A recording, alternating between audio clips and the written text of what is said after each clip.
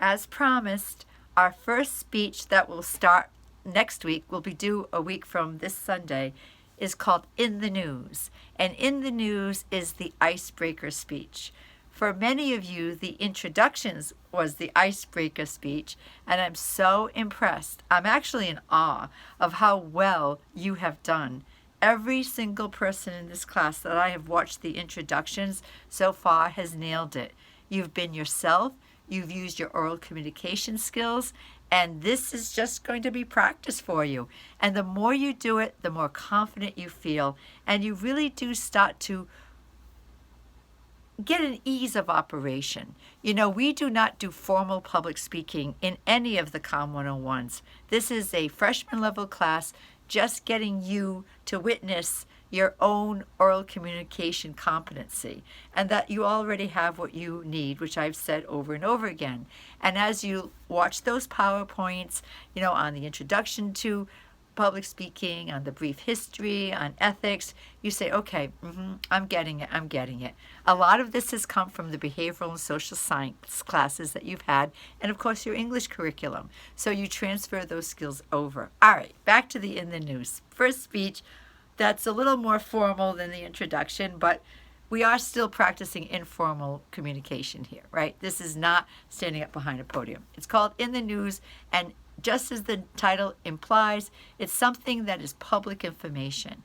This does not have to be private or personal, but it's a story that you have come across. And what I'm trying to get you to understand is that public speaking in this class should be an extension of your natural lives. So think of a story or a news item or event that if you came across it in a newspaper, magazine, online, podcast, radio, show, television, that you might share it with someone. It would be natural for you to say to your buddies, to your friends, to your family members, hey, I heard this story today, and this is what it's about, and this is what I think about it. What do you think about it? So in those lines, so natural. It is a monologue. It is a heightened conversation with your audience as well. So when you find something you care about, that makes the ease of operation that I'm trying to get. You know, I'm looking at myself right now in my iPhone, right, on the video, and how odd this is to talk to yourself, right? And then I notice this big clip on my shoulder. I'm thinking, what is this big clip? Well, my granddaughters were with me this morning and somebody placed it there, and I just realized now how silly this all is, right? So find a story, like I said, that you have an interest in, and then the way you're going to encode it or deliver it to your audience is three-part communication: an introduction, a body, and a conclusion, exactly like you would if you were writing an essay. So your introduction sets the tone, right, with a good energy level and the best eye contact you can get. Of course, you'll be using your notes, any type of notes you want to use, from putting your notes on index cards or writing out an outline. So you can always look down at your notes, but you're trying hard to engage your audience, right, and use your best articulation skills to date. They improve over time, and situational, they will definitely improve. So your introduction sets the tone. So you say, hi, my name is Joyce, and today I found my story in the New York Times, which happens to be a newspaper I read, believe it or not, the cooking section. That's what I read. I read the cooking section of the New York Times. And they were talking about new ways for Christmas desserts. And I was very interested in that article because I love desserts and I want to share it with you. So then I would tell you, I would paraphrase it, I would put it in my own words, what that Christmas dessert article was all about. I would highlight the key ideas. I'd be as expressive as I possibly can to share the details with you as if I was having a conversation. Of course, there's a monologue. And then when I was all done with the paraphrasing of what the article said, I would go right into my conclusion, the third part of your presentation. And in this case, in the news, it would be my opinion, why I selected this, why I think this might be good for the holidays, why I'm looking forward to trying it. And then I would say, thank you, any questions? These presentations are supposed to be 2 to 5 minutes. Of course, if you go a little if you go a little over, it's fine. But you should always try to have a command in your mind of how time travels when you're presenting.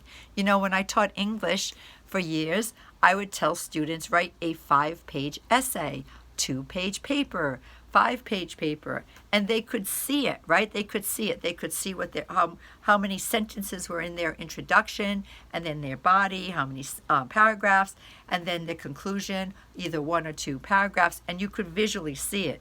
In oral communication, you can't. So even when you're writing down your notes, when you practice it, each time you practice it, the timing might be a little different. So we have a range, 2 to 5 minutes, but you try to shoot between those 2 numbers so that you can realize that it's not over speaking, it's not under speaking, it's getting right to the mark. And everyone so far, this is Saturday right now, and I think I've listened to maybe half the class's introductions. Everyone had the mark. Everyone was a minute over, and they all had it exactly right. So good job. So that's our first presentation in the news. I will set up the voice thread for next week, week 2. There will be more discussion boards and more chapters. And then on week 3 is when you're going to be doing a journal. You're going to be doing a journal, what I call a peer critique. And you're going to select 3 of your peers in the new speeches. And you're going to get a paragraph critique for each one of those, and that'll be week 3. So we do not do critiques of the introductions, but I did see, and I was grateful for it, that some students left little comments. Sonia left some comments, and I was thrilled to see it, and she did it by the ABC link. So she wrote down, even saying great job or thank you or nice to meet you is such a nice pleasantry to connect to the group, because the group is what makes the difference in this class, the energy. And if you're like me, if I start listening to other people's presentations, it motivates me, it revs me up, it gets me excited, it gets my zazazoo going, and then I can do it too. So we use each other in the best possible ways for inspiration, motivation, and energy. I hope you're having a good fall. It's beautiful weather right now. We're past Halloween and we're getting into the scope for Thanksgiving, and then it'll be Christmas. It goes by really quickly. So take it one step at a time. It's all in your attitude. I know you've got this. I know you can do this. I know you can pass this class in glowing ways. No one should get below a B. Nobody. And there are many A's that come out of the class because it's a participation class. You do the assignments the best of your ability, and you get credit for them. And college credit can never be taken away from you. So I'm glad you're here. I like the spirit. I like the energy. And I'm looking forward to continuing with the introductions that are coming up. I'm going to send this by email, this video, to get you going for next week, and you'll see this in week 2. So hopefully we have all the introductions by Monday. That would be great. Please do not be fearful. I know it's easier for me to say than do. Don't be too critical. Look at me. My hair's my hair today, right? And sometimes we think we have to be perfect to be perfect. But that's not true. You are enough. I am enough just the way I am. So have that confidence and that joy and appreciate yourself and each other. Ciao, Bella. Talk to you soon.